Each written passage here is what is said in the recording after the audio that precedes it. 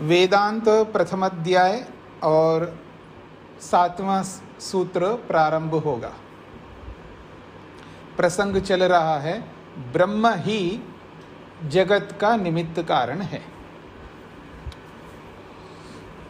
जो कल आपने चर्चा चलाई थी कि षट् संपत्ति के विषय में कि आपने ढूंढा है, नहीं मिला है, तो जैसा कि मैंने स्पष्ट कर दिया था, फिर भी कल बोल रहा था, आपका समय पूरा हो गया था। तो षट् संपत्ति में 6 विषय हैं, बहुत महत्वपूर्ण हैं। शम, दम, उपरति, तितिक्षा, श्रद्धा और समाधान। तो शम का अर्थ कल जो बता रहा था मैं, अंतःकरण को अपने वश में करना। अंतःकरण में 3 तत्व हैं। एक है बुद्धि। बुद्धि कहते हैं महतत्व को, जो निर्णय करता है। महतत्व एक ऐसा बहुत माइक्रोचिप है, एक प्रकार से आज की लैंग्वेज में मैं बोलूं, एक छोटा सा यंत्र है, बहुत सूक्ष्म यंत्र है, बहुत ही माइक्रो है, और उसका काम केवल यही है कि निर्णय देना, निर्णय करने का काम करता है महतत्व। उसको बुद्धि शब्द से भी बोला जाता है। तो ये जो बुद्धि निर्णय करती है, ये यदि अनुचित निर्णय कर दे बुद्धि, जो भी हम काम करते हैं, पता नहीं प्रातःकाल उठने से लेके रात्रि में सोने तक, और जब से होश में हम लोग आ गए हैं तब से लेकर जब तक शरीर छोड़ेंगे नहीं, मृत्यु नहीं होगी, तब तक लगातार निर्णय करते ही रहते हैं। इन सभी निर्णयों को करने वाली ये जो बुद्धि रूपी महतत्व है, यदि अनुचित निर्णय करे, असत्य निर्णय करे, तो सर्वनाश होगा आत्मा का, अर्थात वो मुक्ति की ओर बढ़ नहीं सकेगा। ऐसे महतत्व रूपी बुद्धि को अपने नियंत्रण में करने को शम कहते हैं। ठीक इसी प्रकार से अहंकार है, ये भी एक माइक्रोचिप है, बहुत सूक्ष्म तत्व है। अहंकार का मतलब ईगो नहीं, ईगो को भी अहंकार बोला जाता है, पर अहंकार एक यंत्र है शरीर में, जिसका काम है आत्मा की अनुभूति करना। आत्मा जो कुछ भी अनुभव करता है उसको एहसास कराता है। हाँ, मुझ में इच्छा है, मैं प्रयत्न करता हूँ, मैं देख रहा हूँ, मैं बोल रहा हूँ, मैं काम करता हूँ, मैं आता हूँ, जाता हूँ, इन सब की जो अनुभूति कराने का यंत्र है उसका नाम है अहंकार। पर इसका हम लोग दुरुपयोग करते हैं। धन को ध्यान में रखते हुए जब धन बढ़ जाता है तो धन का ईगो कर लेते हैं, बल का ईगो कर लेते हैं, रूप का भी ईगो कर लेते हैं, कपड़ों का भी ईगो कर लेते हैं, जूते चप्पल सैंडल का भी ईगो कर लेते हैं, और मोबाइल का भी ईगो कर लेते हैं।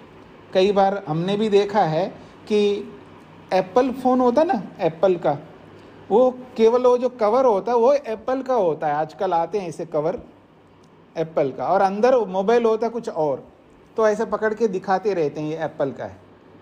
ये भी एक ईगो है। तो अलग अलग प्रकार से आदमी अहंकार का दुरुपयोग करता है, पर उस अहंकार पर नियंत्रण करना ही शम है। और मन बहुत महत्वपूर्ण तत्व है, वो भी बहुत माइक्रोचिप है, बहुत सूक्ष्म यंत्र है, जिससे हम विचार करते हैं, मनन करते हैं। बहुत सारा विचार चलता है हमारे मन के अंदर, और वो जो विचार जब स्ट्रेस के रूप में हो जाता है, चिंता के रूप में हो जाता है, टेंशन के रूप में हो जाता है, और तनाव के रूप में, दबाव के रूप में होता है, तो बस आप समझते हैं उसकी क्या हालत होती है। तो मन पर अहंकार पर, महतत्व रूपी बुद्धि पर नियंत्रण करने को शम कहते हैं। दम का अर्थ होता है ये जो 10 इंद्रियां हैं हमारे में, 5 ज्ञानेंद्रियां और 5 कर्मेंद्रियां, इन 10 इंद्रियों को अपने काबू में रखना, अपने नियंत्रण में रखना बहुत महत्वपूर्ण काम है। दिन भर हम इन 10 इंद्रियों का प्रयोग करते रहते, पर काबू में नहीं रख पाते हम लोग। तो इनको अपने नियंत्रण में रखने को दम कहते हैं, शम दम। फिर तीसरा है उपरति। उपरति का अर्थ होता है दूर रहो जी, दुष्टों से दूर रहो, शराब पीने वालों से दूर रहो, और संविधान के विरुद्ध चलने वाले जो कोई भी है, चाहे पति भी क्यों ना हो, पत्नी भी क्यों ना हो, गुरु भी क्यों ना हो, शिष्य भी क्यों ना हो, कोई भी जहाँ कहीं भी इल्लीगली काम करते हैं, संविधान के विरुद्ध काम करते हैं, चाहे वो खाने में हो, चाहे वो पीने में हो, चाहे कपड़े पहनने में हो, चाहे किसी भी रूप में, जो सामाजिक रूप से जो हम लोगों ने जो नियम बनाए हैं, जो भी अपने अपने ढंग से जो भी नियम बनाते हैं हम लोग, चाहे वो सामाजिक नियम हो सर्व कल्याण के लिए, सबके कल्याण के लिए, सबके सुख के लिए, चाहे घर का नियम हो, समाज का नियम हो, या उस जिले का, उस प्रांत का नियम हो, या उस राष्ट्र का, उस स्टेट का नियम हो, या पूरे भारत का नियम हो, या यूनिवर्सल पूरे ब्रह्मांड को ध्यान में रख कर के कोई नियम हो, इन नियमों का उल्लंघन करने वाले जो गलत प्रवृत्ति के लोग होते हैं, उन सबसे दूर रहने का नाम है उपरति।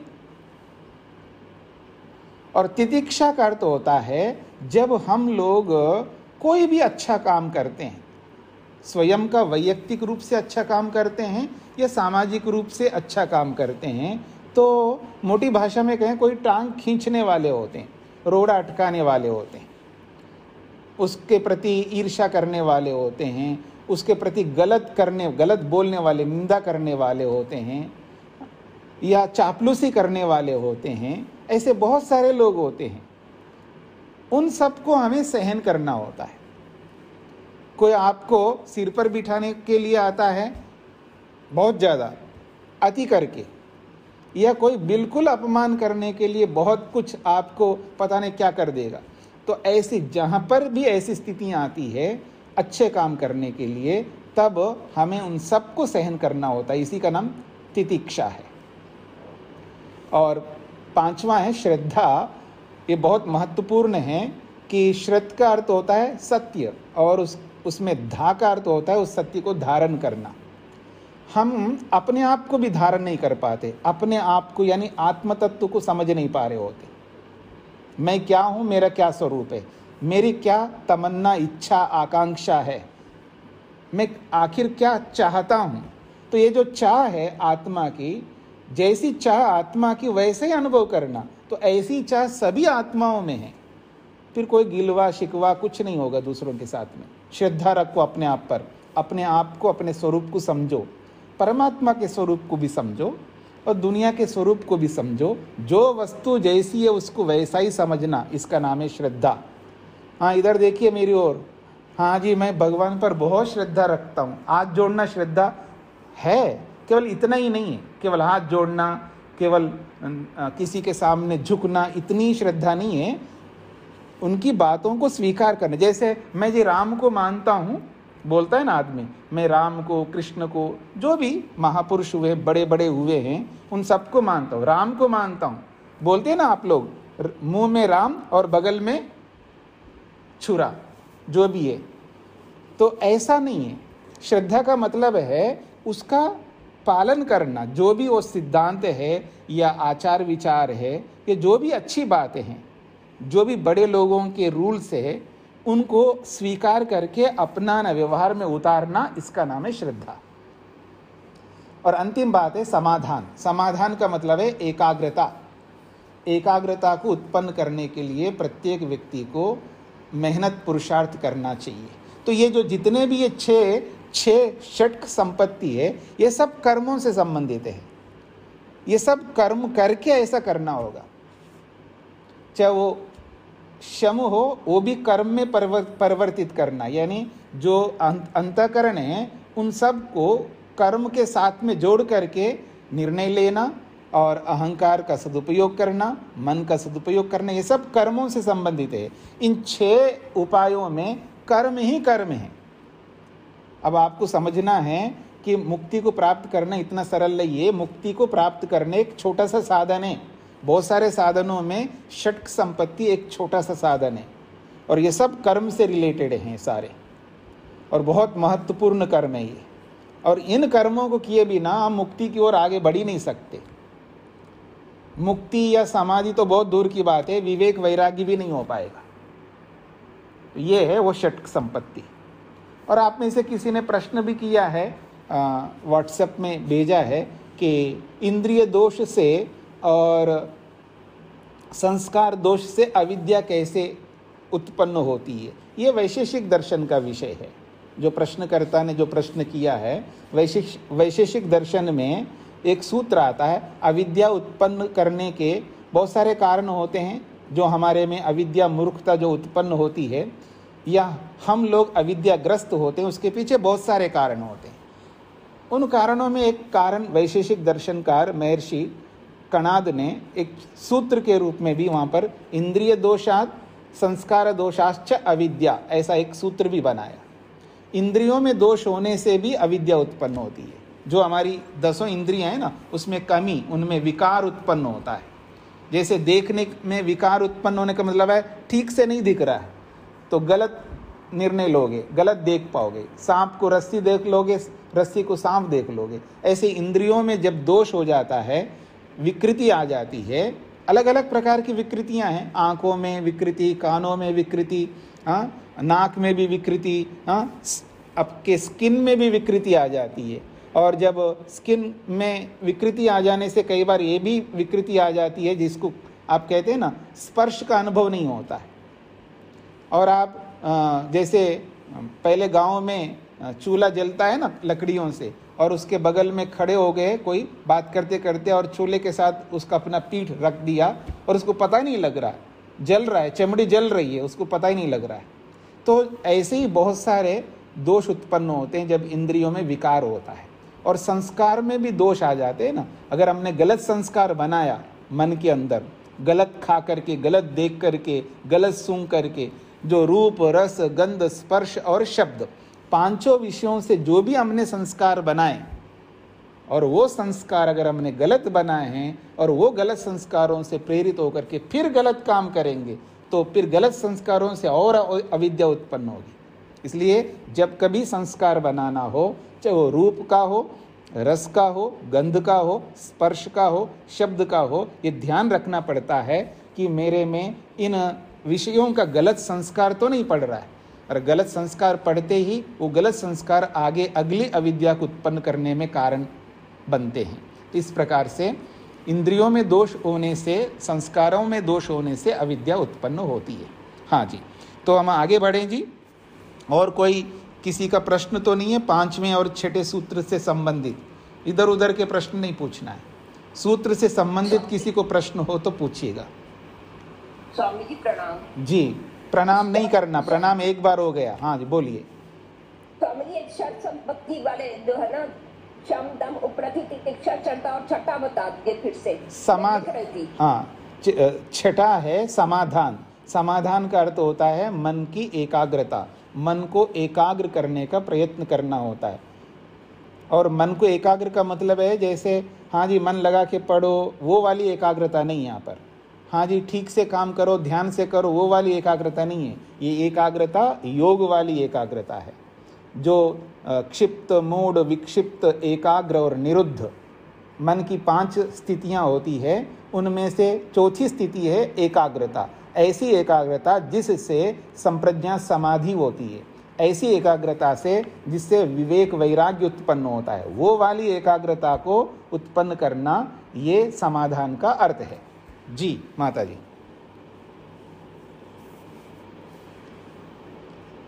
हाँ, और किसी को कोई प्रश्न है इन 5वें और 6ठे सूत्र से संबंधित? तो हम आगे बढ़ते हैं 7वें सूत्र की ओर। जी प्रश्न है जी।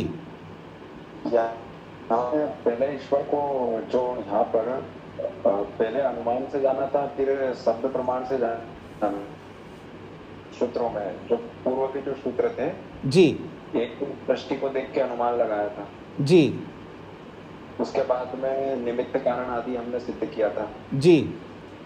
तो यहाँ पर ईश्वर की प्रारंभ में सिद्धि हो रही है, कुछ ईश्वर को प्रमाण से सिद्ध कर रहे हैं, उसके बाद आगे बढ़ेंगे, ऐसा कुछ? ऐसा है, यहाँ पर ये बोला गया है कि ब्रह्म की जिज्ञासा करनी चाहिए। पहला जो स्टार्ट किया, प्रारंभ किया, परमात्मा को जानना चाहिए। वो कौन है परमात्मा जिसको जानना है, उसका बेस बताया। वो कौन है? तो दूसरे सूत्र में कहा है जन्माद्यस्य यतः, जिससे सृष्टि की उत्पत्ति होती है, स्थिति होती है, प्रलय होता है, वो ब्रह्म है, उसकी जिज्ञासा करनी चाहिए। उसी की जिज्ञासा क्यों करनी चाहिए? इसमें क्या प्रमाण है? तो शास्त्र योनित्वात्, शास्त्र इसमें प्रमाण है। शास्त्र भी कहता है, और समन्वयात, तत्व समन्वयात, ये भी कहता है। यहाँ तक बता दिया जी।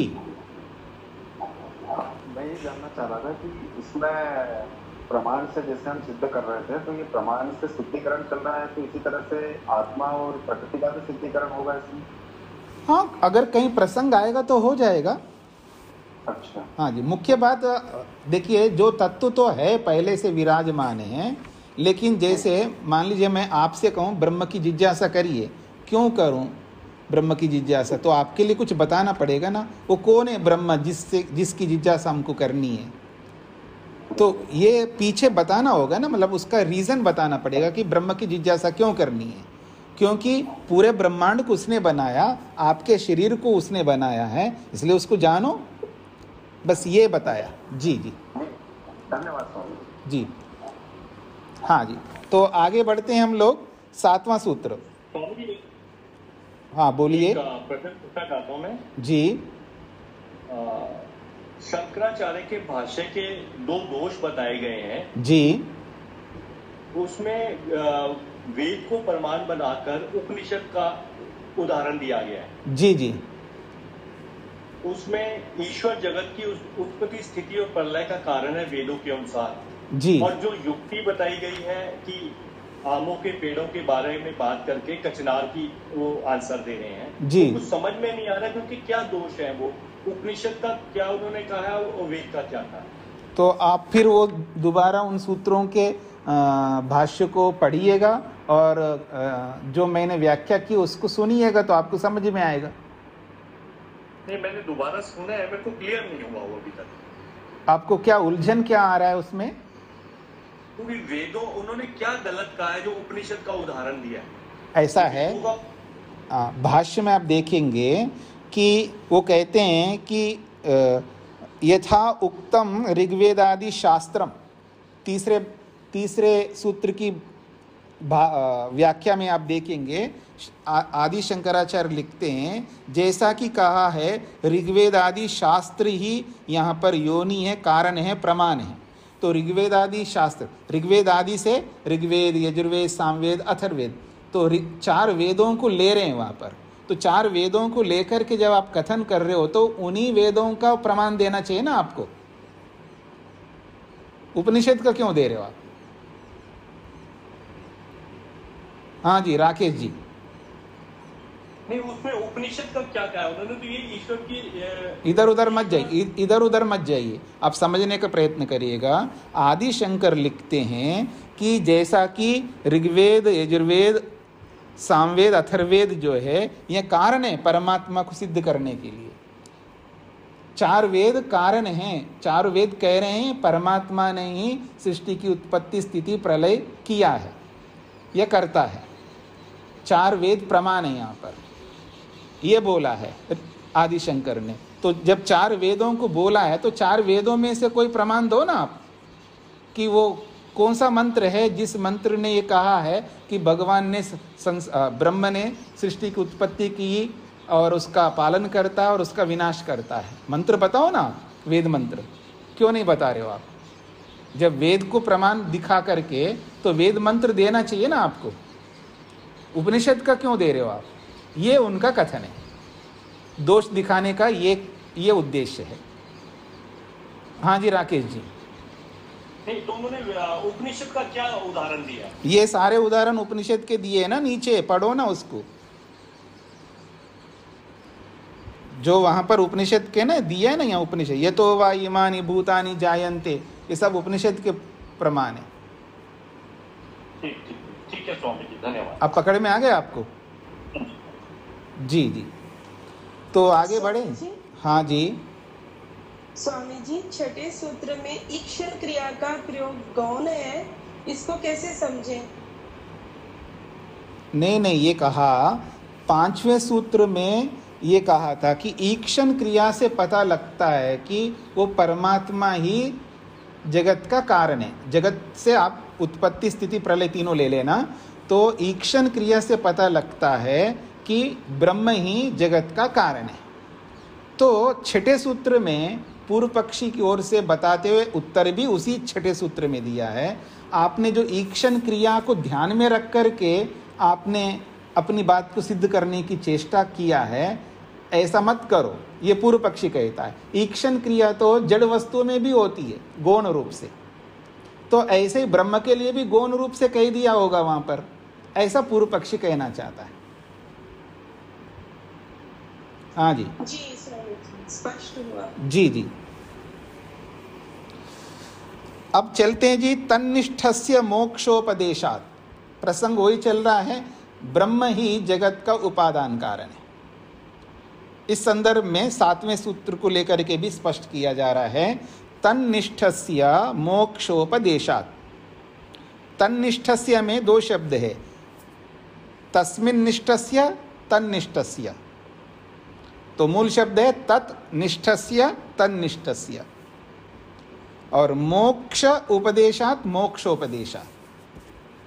तो कहते हैं तस्मिन् ब्रह्मात्मनि निष्ठा यस्य सो अयम तन्निष्ठा ब्रह्मनिष्ठ।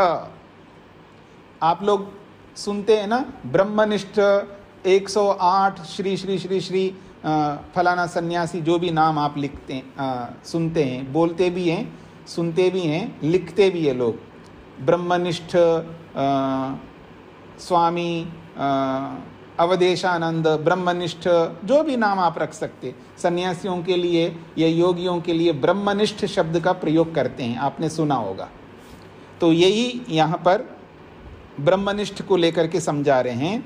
तो तन्निष्ठ का मतलब, तत् का मतलब है ब्रह्म, प्रसंग में चल रहा है, तत् शब्द से ब्रह्म ले रहे हैं। तो ब्रह्मनि निष्ठा यस्य, ब्रह्म में परमात्मा में निष्ठा है जिसकी, जिसकी का मतलब जिस किसी भी योगी की, योगाभ्यासी की, वही निष्ठा रखेगा। आम आदमी तो इतनी निष्ठा नहीं रख सकता है, केवल शब्दों में निष्ठा जरूर रख सकता है। बात शब्दों की नहीं चल रही, यहाँ पर व्यवहार की चल रही है। तो कह रहे हैं तस्मिन् ब्रह्मात्मनि निष्ठा यस्य, उस ब्रह्म में निष्ठा है जिसकी, सह अयम तन्निष्ठा, ऐसे व्यक्ति को तन्निष्ठ कहते हैं। तन्निष्ठ का मतलब है ब्रह्म में निष्ठा रखने वाला, तो तन्निष्ठ कहते हैं। और उस तन्निष्ठ को खोला है ब्रह्मनिष्ठा, ब्रह्मनिष्ठ है वो, अर्थात ब्रह्म में निष्ठा है जिस व्यक्ति के अंदर, उस व्यक्ति को ब्रह्मनिष्ठ कहते हैं। केवल शब्द बोलने मात्र से वो ब्रह्मनिष्ठ नहीं हो सकता। कल आप मेरे लिए भी ब्रह्मनिष्ठ लिखो या बोलो तो कोई मतलब नहीं होगा। यदि मैं ब्रह्मनिष्ठ नहीं हूँ तो नहीं बोलना चाहिए। उदाहरण दे रहा हूँ मैं आपको, केवल शब्द से या कपड़ों से या तिलक से या पगड़ी से या दाढ़ी से कोई महान नहीं होता कोई भी। वो जो क्रियाएं हैं, जो कर्म हैं, हमको वैसा ही करना होगा। तो कहा जा रहा है जिस व्यक्ति में ये स्थिति है, जो व्यवहार रूप से ब्रह्म में निष्ठा रखता है, उसको ब्रह्मनिष्ठ कहते हैं। तो ब्रह्मनिष्ठ कौन होता है? मुमुक्षु हो, वो मुमुक्षु होता है, मुक्ति को चाहने वाला ही ब्रह्मनिष्ठ होता है। हाँ जी, तस्य ब्रह्मात्मनिष्ठस्य, उस ब्रह्म स्वरूप आत्मा में निष्ठा है जिस व्यक्ति की, ऐसे व्यक्ति को। फिर कहा ब्रह्मात्म वेत्तु, जो ब्रह्म रूपी आत्मा को जानने की इच्छा रखने वाला, ऐसे व्यक्ति को ध्यान में रख करके मोक्षोपदेशात्, मोक्षस्य उपदेशः अस्ति, मोक्ष का उपदेश है। मोक्ष का उपदेश हर किसी व्यक्ति के लिए नहीं किया जाता है। जो जैसी योग्यता रखता है उसके लिए वैसा ही उपदेश दिया जाता है। हाँ, मेरे सामने कौन है जिनको मैं कहूँ कि शक्ल से भी पता लगना चाहिए ना, जिनकी उम्र कम है। हाँ, ध्यानवीर सिंह जी, इनको देखने से ऐसा नहीं लगता है कि इनको मैं वानप्रस्थ का उपदेश करूं या सन्यास का उपदेश करूं, ठीक है ना। तो कहने का अभिप्राय ये है कि व्यक्ति को देख करके उपदेश किया जाता है कि अगर कोई विद्यार्थी है तो विद्या ग्रहण करने का उपदेश होगा, अगर कोई गृहस्थ है तो गृहस्थ संबंधी उपदेश होगा। अगर कोई उम्र तो हो गई वानप्रस्थ की लेकिन वानप्रस्थ नहीं लेता है तो ऐसे व्यक्ति के लिए वानप्रस्थ का उपदेश होगा। अगर कोई वानप्रस्थी है, सालों से वानप्रस्थ में ही जी रहा है, तो उसके लिए उपदेश सन्यास के लिए होगा। अथवा कोई सन्यासी है लेकिन सन्यास का धर्म नहीं निभा रहा है तो उसको सन्यास के धर्मों का उपदेश होगा। तो सामने वाले को देख करके तो उपदेश होगा ना, व्यक्ति को ध्यान में रखते हुए उपदेश होता है। एक ही उपदेश सबके लिए नहीं होता। हाँ, कोई ऐसा उपदेश होगा जो सबके लिए हो सकता है। जब सत्य के बारे में, अहिंसा के बारे में, जो कॉमन, जो सार्वभौम रूप जो सिद्धांत है वो तो सबके लिए होते हैं। लेकिन जब सबके अलग अलग धर्म हैं तो जैसा धर्म को उस व्यक्ति को पालन करना चाहिए उसी धर्म का उपदेश उस व्यक्ति के लिए दिया जाएगा। तो यहाँ कहा जा रहा है ये जो मुमुक्षु होता है, जो मुक्ति की चाह रखता है, इच्छा रखता है, ब्रह्मनिष्ठ है, वो उसी के लिए तो मुक्ति का उपदेश होगा ना, हर किसी व्यक्ति के लिए नहीं होगा। तो ऐसे व्यक्ति के लिए शास्त्रों में मोक्ष का उपदेश भरमार है। तो ये भी पता लगता है, मोक्ष का उपदेश देखने से पता लगता है कि ब्रह्म ही तो संपूर्ण ब्रह्मांड को उत्पन्न करने वाला है, जगत का निमित्त ब्रह्म ही है, उसी ने तो ये मुक्ति का तो विधान किया है। इसलिए ये बोला जा रहा है कि ब्रह्मनिष्ठ व्यक्ति के जीवन में देखा जाता है वो ब्रह्म को चाहने के लिए, मुक्ति मोक्ष को चाहने के लिए इच्छा लेकर के वो मेहनत कर रहा होता है। ऐसे ब्रह्मनिष्ठ व्यक्ति को मोक्ष का उपदेश देखा जाता है। तद यथा, जैसे कि उदाहरण दे रहे, अकामो धीरो अमृता स्वयंभू रसेन तृप्तो न कुतश्च नो न तमेव विद्वान न विभाय मृत्योरात्मानं धीरमजरम युवानम। ये अथर्ववेद का प्रसिद्ध मंत्र है, अक्सर उपदेशों में लोग बोला करते हैं और मेरे गुरुदेव जी तो बहुत बोलते थे इस मंत्र को। तो देखिएगा, अकामः धीरः अमृतः स्वयंभू रसेन तृप्तः न कुतः च न नूनः, कुतः च नूनः, चन और ऊनः, ऐसा है। तम एव विद्वान न विभाय मृत्योः आत्मानं धीरम अजरम युवानम। कहता है अकामः, परमात्मा में कोई कामना नहीं है। अकाम, वो कामना रहित है, परमात्मा में कोई इच्छा नहीं है।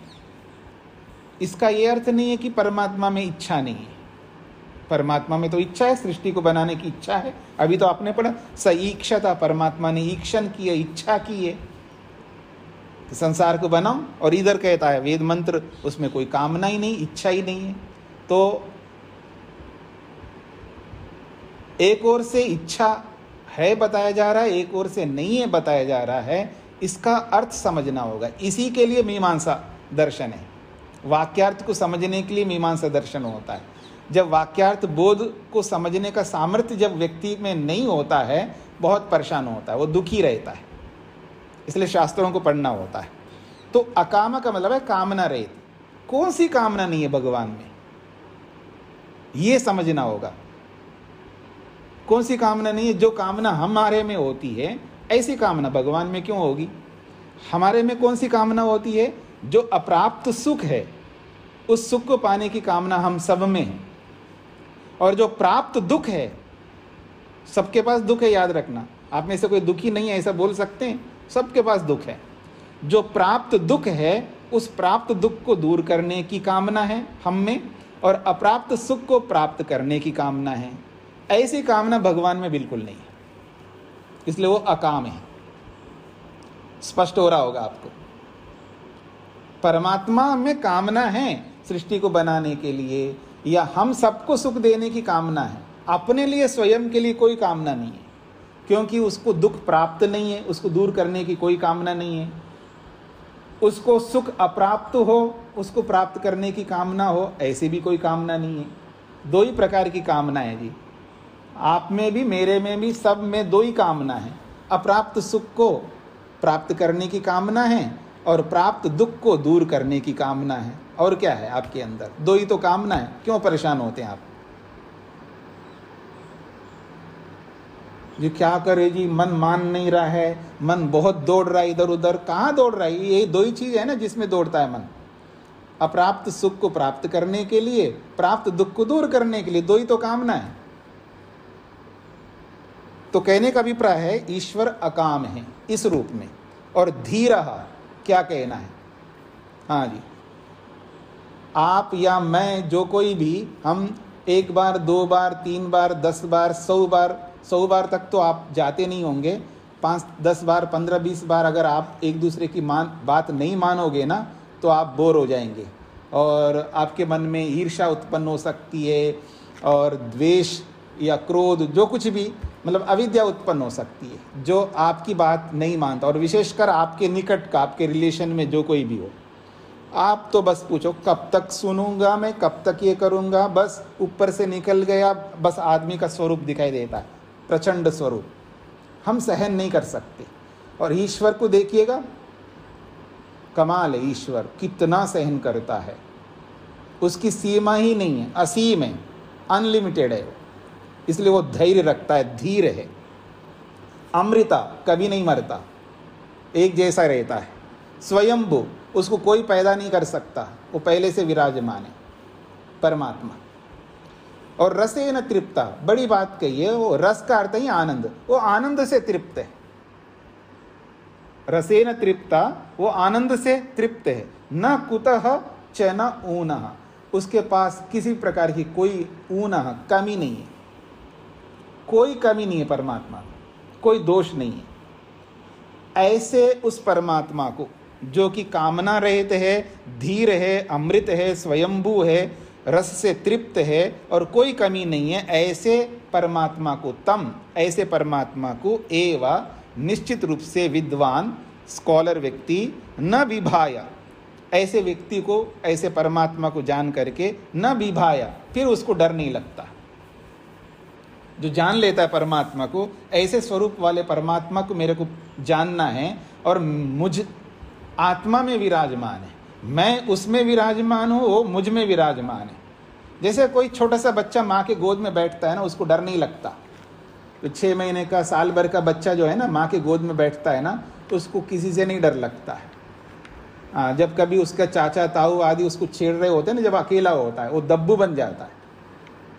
और जैसे ही वो माँ के गोद में जाता है ना, फिर देखना उसको डर बिल्कुल नहीं लगता। तो ऐसे ही न विभाय मृत्यु हो, अब वो मृत्यु से डर ही नहीं सकता वो, क्यों? उसको परमात्मा के बारे में समझ में आ गया।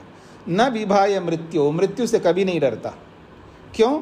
आत्मानम, जो आत्मा रूपी परमात्मा है, जो धीरम, जो धैर्य स्वरूप परमात्मा है, अजरम, जो कभी मृत्यु को प्राप्त नहीं होता है, और युवानम, सदा एक रस रहता है।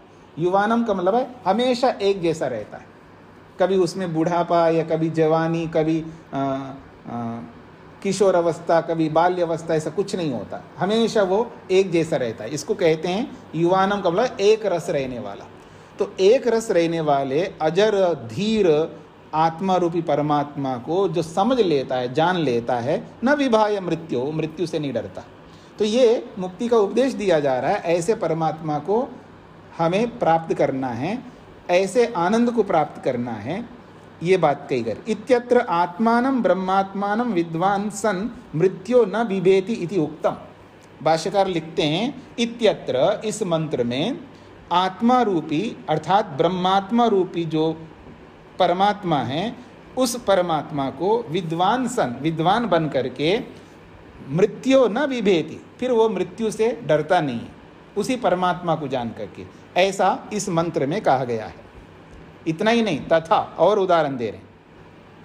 परित्य भूतानि परित्य लोकान परित्य सर्वाः प्रदिशो दिशश्च उपस्थाय प्रथमजामृतस्य आत्मना आत्मानम अभिसंविवेश। ये भी प्रसिद्ध मंत्र है यजुर्वेद का। देखिए, भूतानि, परित्य भूतानि, भूतानि का मतलब जितने भी प्राणी हैं, संसार भर के जितने भी प्राणी हो सकते हैं, समस्त प्राणी जो है वो है भूतानि। और परित्य, परित्य का मतलब है जहाँ जहाँ प्राणी है वहाँ वहाँ परित्य व्याप्त है, परमात्मा सब जगह व्याप्त है, यानी भूतों में व्याप्त है, भूतों के अंदर भी परमात्मा विराजमान है। लोकान परित्य, और जितने भी लोक हैं, पृथ्वी लोक, अंतरिक्ष लोक, द्युलोक, या कोई 7 लोग या 10 लोग, पता नहीं कितने, 14 लोग, कितना ही मान लो, कल्पना कितना ही कर लो, यानी पूरा का पूरा ब्रह्मांड, ये सब लोक हैं। तो लोकान परित्य, समस्त लोकों में व्याप्त है परमात्मा। सर्वा दिशः च, समस्त दिशाओं में वो परित्य व्याप्त है। और प्रदिशा, प्रदिशा कहते हैं उपदिशाएं, जो ईशान कोण, नैऋत्य कोण जो बोलते हैं ना हम लोग, 4 कोण हैं, तो उपदिशाओं में भी और समस्त दिशाओं में परित्य, वो सब जगह व्याप्त है परमात्मा। तो परित्य भूतानि, परित्य लोकान, परित्य सर्वा प्रदिशो दिशश्च। प्रदिशा उपदिशाओं को कहते हैं, और दिशा जो है बाकी जो 10 दिशा, मतलब 8 दिशाएं जो है। समस्त दिशाओं में, समस्त प्राणियों में, समस्त लोकों में परमात्मा व्याप्त है, सब जगह विराजमान है। ऐसे परमात्मा को जो कि प्रथमजाम, प्रथमजाम का मतलब सबसे पहले उत्पन्न है परमात्मा, अर्थात सबसे पहले विराजमान है, सृष्टि की उत्पत्ति से पहले ही सचेत के रूप में विराजमान है। प्रथमजाम का मतलब है जो सबसे पहले प्रकट है। आपने उपनिषद के वचन पीछे पढ़ा था ना, सदैव सौम्य इदम अग्रे आसीत, हे सौम्य, सबसे पहले केवल परमात्मा ही सचेत रूप में थे, अभी पीछे आपने पढ़ा था। तो ऐसे ही यहाँ पर बोला जा रहा है कि उपस्थाय प्रथमजाम,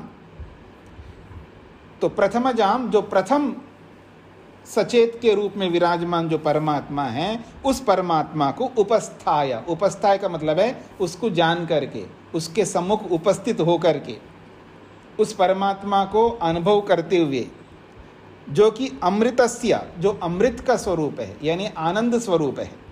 तो अमृत का जो प्रथम स्वरूप है, अर्थात जो अमृत से युक्त जो परमात्मा है, जो सबसे पहले प्रकट है, उसको उपस्थाय, उसको जान करके, उसको समझ करके क्या करना होता है? आत्मना आत्मानम अभिसंविवेशा, आत्मना अपने आप को, आत्मानम उस परमात्मा में, अभिसंविवेशा मग्न कर लेना चाहिए, उसमें मग्न हो जाना चाहिए, अपने आप को उस परमात्मा में मग्न कर लेना चाहिए। आत्मना ये तृतीय विभक्ति है और आत्मानम ये द्वितीय विभक्ति का एक वचन है। तो अपनी आत्मा से उस परमात्मा में डुबकी लगा लेना चाहिए, अर्थात अपने आप को परमात्मा में डुबकी लगा लेना चाहिए, ऐसा मंत्र कहता है।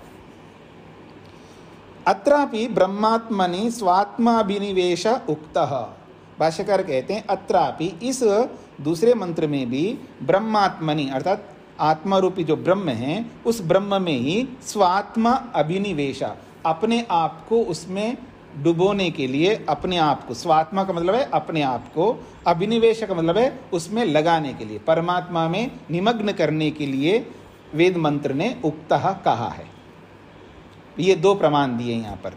अन्यच्चा, अब वेद के अतिरिक्त भी प्रमाण दे रहे हैं, क्योंकि मुक्ति को, मोक्ष को प्राप्त करने के लिए उपदेश तो सारे शास्त्र हैं, चारों वेद, जितने भी शास्त्र हैं ना, वैदिक वांग्मय, चाहे 4 वेद ले लो, 4 उपवेद ले लो, 4 ब्राह्मण ले लो, और वेदांग ले लो, उपांग ले लो, जितने भी शास्त्र हैं, सारे के सारे शास्त्र जो है मुक्ति को, मोक्ष को प्राप्त करने के लिए उपदेश करते हैं, पर उनके उपदेश करने का जो ढंग है, रीति है, पद्धति है, मेथड है, वो अलग अलग ढंग से, अपने अपने ढंग से। जैसे व्याकरण शास्त्र है, शब्द शास्त्र है, याद रखना, पर शब्द शास्त्र है, शब्द शास्त्र का कथन करते हुए भी वो ये कहते हैं शब्द शास्त्र के पीछे मुक्ति को प्राप्त करना है। शब्द शास्त्र क्यों पढ़े? मुक्ति के लिए पढ़े, ऐसे वहाँ पर भी कहा है। तो चाहे वो शब्द शास्त्र पढ़ो, चाहे वो आप वैशेषिक पढ़ो, चाहे न्याय पढ़ो, चाहे मीमांसा पढ़ो, चाहे वेद का शिक्षा, व्याकरण, कोई भी शास्त्र पढ़ो, सभी शास्त्र एक ही स्वर में ये कहते हैं कि इन सब का तात्पर्य परमेश्वर को प्राप्त करना है, मुक्ति को प्राप्त करना है, मोक्ष को प्राप्त करना है। लेकिन सीधा सीधा जो मुक्ति को प्राप्त करने के जो उपदेश हैं वो भी बहुत हैं। तो कहा अन्यच्च, अब उपनिषद के भी उदाहरण दे रहे हैं। नित्यो नित्यानाम चेतनश्चेतनानाम एको बहूनाम यो विदधाति कामान तम आत्मस्थम येनु पश्यन्ति धीरास्तेषाम शांति शाश्वती नेतरेषाम। बहुत बड़ी बात कही कठोपनिषदकार ने। कहते हैं नित्यो नित्यानाम, नित्यः नित्यानाम, नित्यानाम जितने भी नित्य पदार्थ हैं, जितने भी का मतलब है आत्माएं तो असंख्य हमारी दृष्टि से, अनकाउंटेबल है, हम काउंट नहीं कर सकते इतनी आत्माएं, ये सब नित्य हैं। और सत्व रज तम, सत्व का एक एक पार्ट, एक एक कण, एक एक सेल सब नित्य हैं मूल रूप में। जो सत्व रज तम है तो 2 4 5 नहीं है ना, हजार मतलब हजारों लाखों या करोड़ों नहीं, असंख्य हैं ये सब नित्य है। तो जितने भी नित्य, नित्यानाम, जितने भी नित्य तत्व हैं, एक एक इकाई, उन सब नित्यों में ये जो परमात्मा है ये नित्य है। नित्यों में नित्य ये शब्दार्थ है। तो नित्यों में नित्य कहने का क्या अर्थ है जी? ठीक है, सभी नित्य है तो वो भी नित्य है, क्या मतलब हुआ? कोई भाई वो भी नित्य है, भी नित्य, पर नित्यों में नित्य कहने का क्या अभिप्राय है? देखिए, आप सब मनुष्य है ना? है, बिल्कुल है। टेररिस्ट भी तो मनुष्य है ना? टेररिस्ट जो है, आतंकवादी भी तो मनुष्य है ना? पर उसमें मनुष्यत्व है क्या? मनुष्यत्व है, मनुष्य है, पर मनुष्यत्व तो नहीं है ना, नित्य है। लेकिन नित्यत्व ऐसा है परमात्मा में जो पूरा सदुपयोग करता है उसका। हम अभागे ऐसे लोग हैं, हम अपने आप को नहीं समझ पाते हैं, इसलिए हम दुखी हो रहे होते हैं। क्यों रो रहे हैं हम? जब कोई शरीर को छोड़ करके जाता है, क्यों रो रहा है आदमी? अपने नित्यत्व को ना समझना है। नित्यो नित्यानाम, यानी परमात्मा जितने भी नित्य तत्व है उन सब में नित्य होते हुए भी वो विशिष्ट नित्य है, विशेषता है उसके अंदर, अपने नित्यत्व को समझता है, इसलिए वो संसार बार बार बनाता है और हम सबको सुख देने के लिए बहुत कुछ करता है। तो उसकी विशेषता है, नित्य होते हुए भी वो विशिष्ट नित्य है, यही विशेषता है उसकी।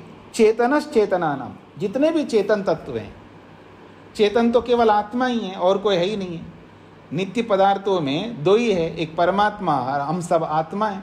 हम सब आत्माओं में हम सब चेतन होते हुए भी परमात्मा जो चेतन है वो उत्कृष्ट चेतन स्वरूप है।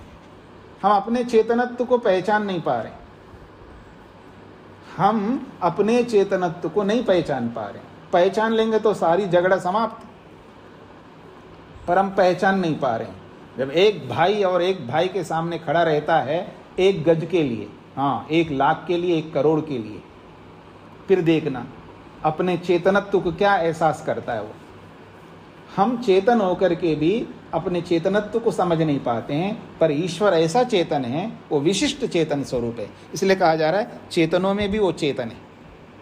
फिर कहा एको बहुनाम, एकह बहुनाम, बहुतों में से वो एक है।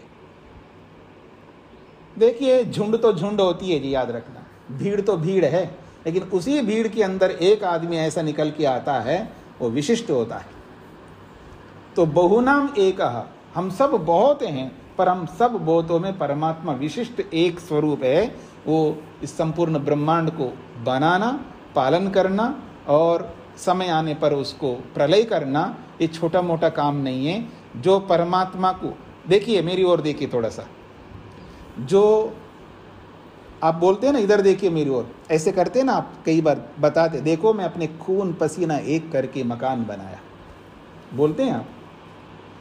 ये जो ज़मीन है ऐसे नहीं मिलती है, हाँ ये जो ज़मीन मैंने कमाया, जो भी है ऐसा बोलते हैं आप। तो जब कोई व्यक्ति बनाता है ना किसी चीज़ को, उसको उसका समझ होता है, और जो नहीं बनाता है उसको कहाँ से समझ में आएगा। ठीक है, शब्दों से बहुत बड़ा वो एक्सपर्ट हो सकता है शब्दों में, लेकिन प्रैक्टिकेबल नहीं हो सकता। जिसने उस चीज़ को कर लिया है, तो भगवान ने जो ब्रह्मांड बनाया है उसका पालन कर रहा है निरंतर, हाँ, ये कोई छोटा मोटा काम नहीं है। हम कुछ बना करके ऐसा एहसान जताते हैं कि बस हम ही कुछ है और कोई है ही नहीं दुनिया में। ऐसे हम छोटा मोटा काम करके बहुत बड़ा एहसान दिखाते रहते हैं, लेकिन परमात्मा ऐसा नहीं है। इसलिए परमात्मा तो परमात्मा ही है, ये बोला जा रहा है बहुनाम एक, बहुतों में एक है। और फिर एक बात कहिए, यह कामान विदधाति, बहुत बड़ी बात है। यह जो परमात्मा ऐसा परमात्मा है, कामान हम सबकी कामनाओं को विदधाति पूर्ण करता है। बड़ी बात कही है, हम जितनी भी कामनाएं करते हैं उन सारी कामनाओं को पूर्ण करता है। तो आपके दिमाग में बात आ रही जी मैं बहुत सारी कामनाएं करता हूं भगवान से, मेरी तो पूर्ण नहीं करता है। मतलब मेहनत करके करते हो कामना या बिना मेहनत के? मतलब ईश्वर न्यायकारी है ना, साथ में न्यायकारी को भी तो जोड़ना पड़ेगा ना आपको। सारी कामनाओं को पूर्ण करता है परमात्मा, इसमें कोई दोहरा ही नहीं है। तो कहा कामान यह विदधाति, यह परमात्मा कामान विदधाति, जो समस्त कामनाओं को पूर्ण करने वाला है। तम, ऐसे उस परमात्मा को, आत्मस्थम, बहुत बड़ी बात कही, इधर उधर भटको मत, इधर उधर जाओ नहीं। आत्मस्थम, अपनी आत्मा में विराजमान है, अपनी आत्मा में विराजमान उस परमात्मा को ये अनुपश्यंती, जो योगी लोग, जो योगाभ्यासी लोग, जो तत्ववेत्ता लोग, जो यथार्थ को समझने वाले, ये जो लोग अनुपश्यंती, देखते हैं। वो कौन है ऐसा देखने वाले? धीराः, बहुत धैर्य रखने वाले होते हैं। याद रखना, जो धीर नहीं बनता है ना, वो भगवान को पा ही नहीं सकता। भगवान को प्राप्त करने का एक बहुत बड़ा गुण है धीर, धैर्य रखना, पेशेंस रखना। और कितना रखना है जी? देयर इज नो लिमिटेशन, याद रखना। आप लोग बोलते हैं ना, मैं ये बहुत बोलता है जी पतिदेव, क्या करूं? सहन करो, क्या करना है? कोई ऑप्शन नहीं है। मेरी पत्नी भी बहुत बड़बड़ करती रहती है जी, क्या करूं? करने दो ना, वो तो आखिर पत्नी है ना, सहन करो, और कोई रास्ता नहीं हमारे पास में। मैं कई बार लोगों को थोड़ा लगता है परेशान हो रहे हैं, ज़्यादा परेशान है, छोड़ो ना। नहीं, छोड़ने की बात नहीं करेंगे। छोड़ने की बात नहीं करो तो फिर सहन करो ना, और क्या ऑप्शन है आपके पास में? सीधी सी बात है, हम दो ही बात कहेंगे, या तो छोड़ दो, नहीं छोड़ना है सहन करो, तीसरा कोई ऑप्शन नहीं हमारे पास में। तो धैर्य इतना रखना होगा, तभी जाकर के कहा जा रहा है ये अनुपश्यंती, वही लोग देखते हैं उस परमात्मा को जो कि धीराः, जो धैर्य रखने वाले हैं। ऐसा धैर्य रखना होगा, सबको सहन करना पड़ेगा।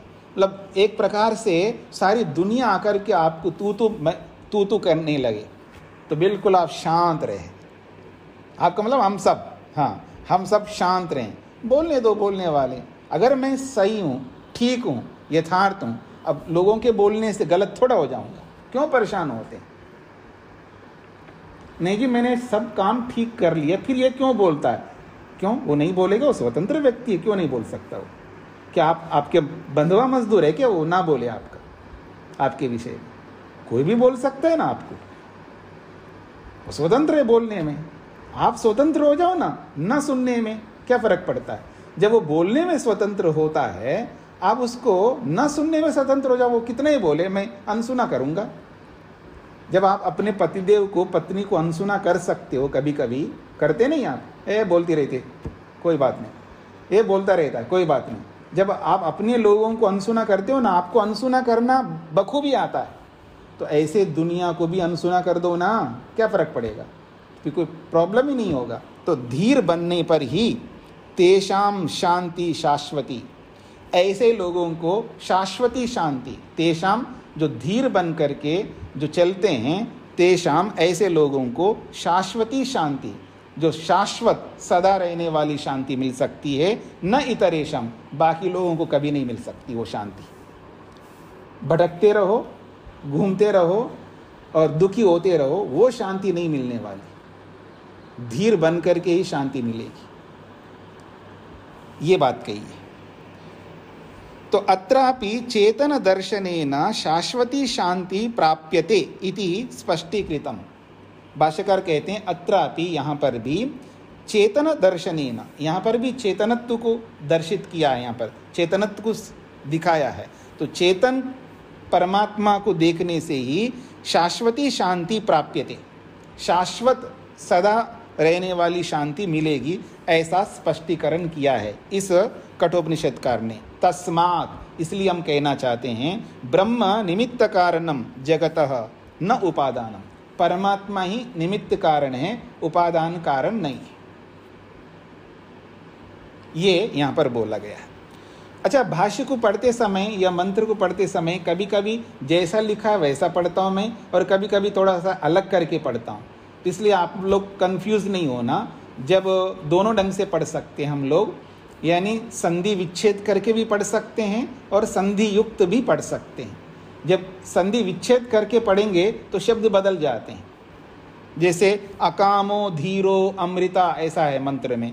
अगर मैं इसको ऐसा भी पढ़ सकता हूँ, अकामः धीरः अमृतः ऐसे, तो कभी मैं मिला करके बोलता हूँ, कभी संधि युक्त बोलता हूँ, कभी संधि रहित बोलता हूँ, इसलिए आप कंफ्यूज नहीं होना। सूत्रार्थ लिखिएगा। ब्रह्मनिष्ठ आत्मज्ञानी को, ब्रह्मनिष्ठ आत्मज्ञानी को, ब्रह्मनिष्ठ आत्मज्ञानी को मोक्ष का उपदेश होने से, ब्रह्मनिष्ठ आत्मज्ञानी को मोक्ष का उपदेश होने से स्पष्ट होता है कि, मोक्ष का उपदेश होने से स्पष्ट होता है कि, स्पष्ट होता है कि ईक्षण क्रिया करने वाले, ईक्षण क्रिया करने वाले ब्रह्म ही, ईक्षण क्रिया करने वाले ब्रह्म ही जगत का निमित्त कारण है। ईक्षण क्रिया करने वाले ब्रह्म ही जगत का निमित्त कारण है।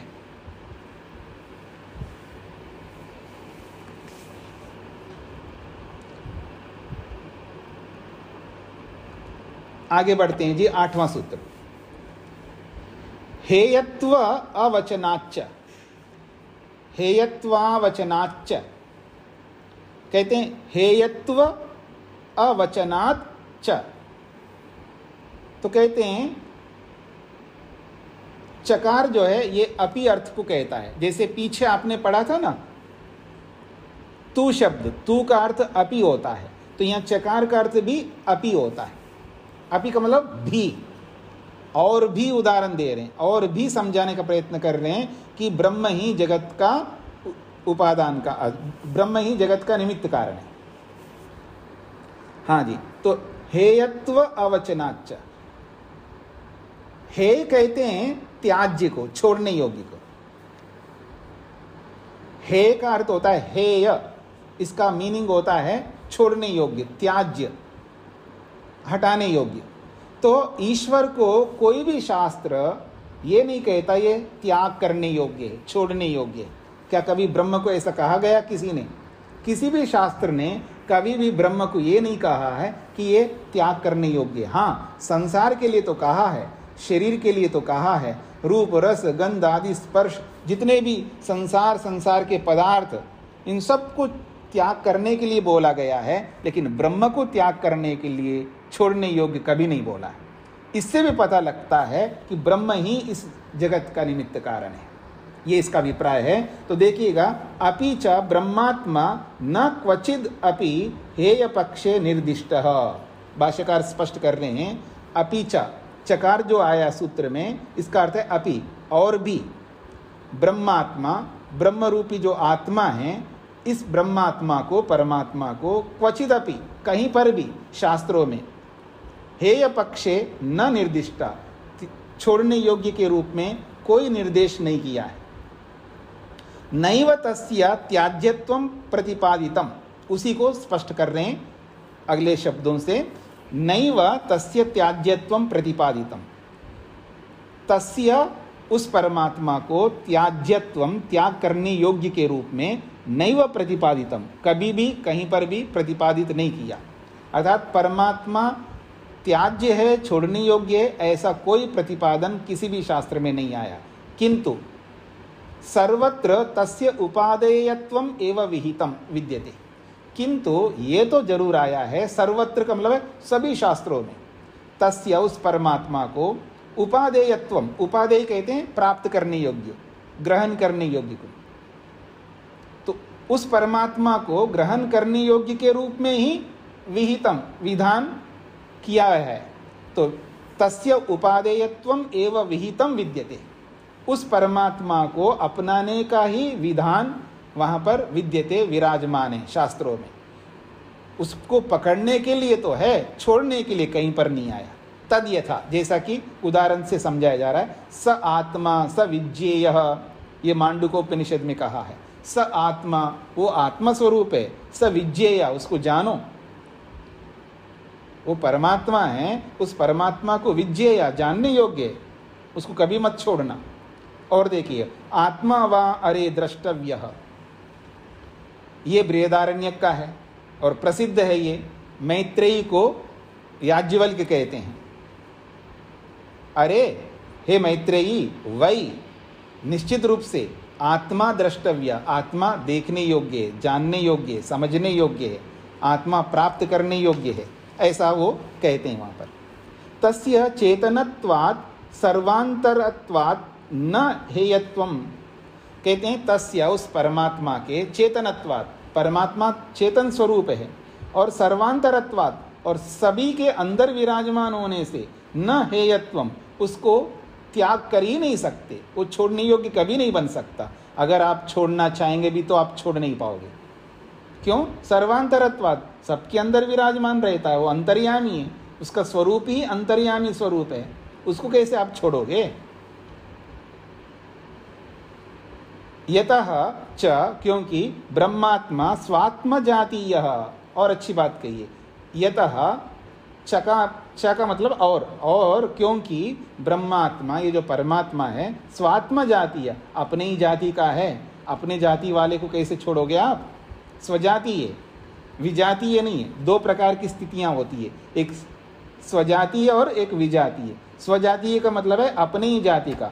हाँ, याद रखना, जाति का मतलब मैं वो नहीं कहना चाह रहा हूँ जो नामों के पीछे आप लोग लगा के रखते हैं ना, वो जाति नहीं बोल रहा हूँ मैं। जाति का मतलब है यहाँ चेतन जाति। एक जड़ वस्तु है और एक चेतन वस्तु है। तो चेतन वस्तु जो है एक ही जाति के, यानी एक ही स्वरूप वाले हैं, और जड़ वस्तु एक जाति के हैं। तो परमात्मा तो स्वजाति है, उसको कैसे हम छोड़ेंगे? तो ये कहना चाह रहे हैं। यथाच उक्तम, जैसा कि साक्षात वेद भी कहता है, द्वा सुपर्णा सयुजा सखाया, तो दो सुंदर पंख वाले जो है पेड़ के ऊपर बैठे हुए हैं, वो आत्मा परमात्मा के रूप में, ये ऋग्वेद का मंत्र है और आपने उपनिषद में इसको पढ़ा है। जड़म ही हेय पक्षम हर्रति तस्य स्वात्मतो विजातीयत्वात् सावयवत्वाच्च। बड़ा अच्छा हेतु दिया जा रहा है। जड़म ही हेय पक्षम हर्रति, जो जड़ वस्तु है वो ही छोड़ने योग्य होता है, चेतन वस्तु कभी नहीं छोड़ने योग्य होता है। जड़म ही हेय पक्षम हर्रति, जड़ वस्तु ही हेय पक्ष को प्राप्त होता है। तस्य, उस जड़ पदार्थ का स्वात्मता, अपने आत्म स्वरूप से, चेतन स्वरूप से, विजातीयत्वात्, वो विजातीय स्वरूप वाला होने से, और एक बात सावयवत्वात्, वो सावयव है। सावयव और निरवयव दो शब्द चलते हैं शास्त्रों में। सावयव का मतलब है अनेक अवयवों से बन करके वो एक इकाई को प्राप्त हुआ है वो पदार्थ। कोई भी जड़ पदार्थ को आप ले लीजिएगा, सूर्य, चंद्र, नक्षत्र, जो भी दिखने वाले आपको आंखों से या इंद्रियों से जो भी प्रतीति आपको हो रही है, चाहे वो वायु के रूप में हो, चाहे श्वास प्रश्वास के रूप में, जितने भी जड़ पदार्थ हैं ये सब सावयव कहलाते हैं, यानी अनेक अवयवों को मिलाने पर बने हैं। जैसे शरीर है, ये सावयव है, अर्थात इस शरीर में पता नहीं, हम गिन नहीं सकते, असंख्य अवयव जुड़े हुए हैं। असंख्य का मतलब है एक प्रकार से गिन नहीं पाते हम लोग, इस दृष्टि से बोल रहा हूँ, वैसे तो लिमिटेड ही होंगे। एक बात कहना चाह रहा हूँ, इस शरीर में कितने अवयव होंगे? बापरे बाप, बहुत हैं। तो अनेक अवयवों से मिलकर के एक इकाई के रूप में एक शरीर बन गया। ऐसे कोई भी वस्तु को देखो, सब में अवयव है, इनको कहते हैं सावयवी, यानी अनेक अवयवों से युक्त पदार्थ। और एक होता है निरवयवी, अर्थात उसमें कोई अवयव पार्ट्स नहीं होते, जैसे कि जीवात्मा, जैसे कि परमात्मा। तो कह रहे हैं ये जो जड़ पदार्थ है वो सावयव होने से और विजातीय होने से वही त्याज्य है, छोड़ने योग्य है। उक्तम च तत्संगेन आत्महानि। हाँ, अगर जड़ वस्तु की संगति में हम रहेंगे तो आत्महानि हो सकती है, यानी हमारा विनाश हो सकता है, लेकिन चेतन वस्तु के संगत में रहेंगे तो कोई हानि नहीं हो सकती। तो कह रहे हैं उक्तम च, ये भी कहा शास्त्रों में कि तत्संगेन आत्महानि, उसके संग में रहेंगे तो आत्मा की हानि होती। जैसे हीयते अर्थात यहु प्रेयो वृणीते, कठोपनिषदकार ने स्पष्ट कहा है हीयते, वो विनाश को प्राप्त होगा वो आदमी, अर्थात यहु प्रेय वृणीते, जो प्रेय मार्ग को वर्ण करता है। दो मार्ग बताए कठोपनिषदकार ने, प्रेय मार्ग और श्रेय मार्ग।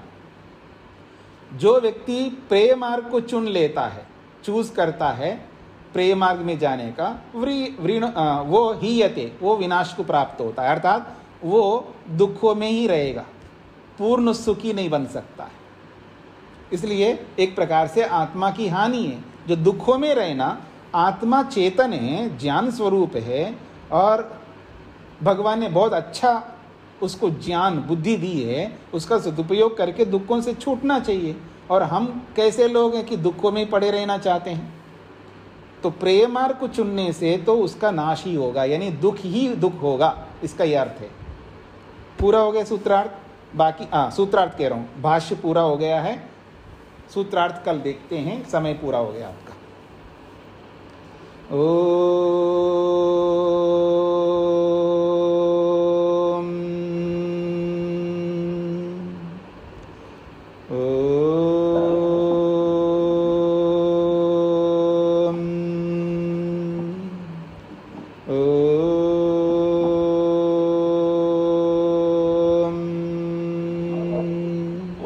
सभी को नमस्ते।